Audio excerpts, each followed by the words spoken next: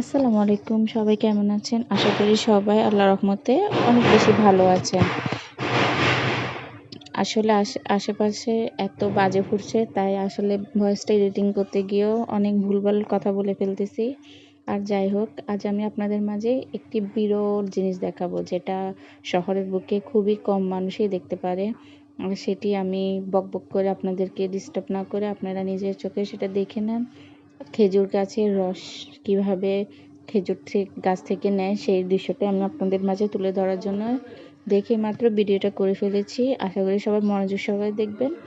আর কারা কারা ছোটোবেলায় এগুলো দেখেছেন অবশ্যই কমেন্টস করে জানাবেন। আর জায়গাটা কোন জায়গা, ঢাকার কোন জায়গা যদি কেউ বলতে পারেন অবশ্যই কমেন্টস করে জানাবেন। আর আমি আজ বক বক করবো না, আমি আপনাদেরকে দেখার সুযোগ করে দিলাম। সবাই মনোযোগ সহকারে দেখবেন।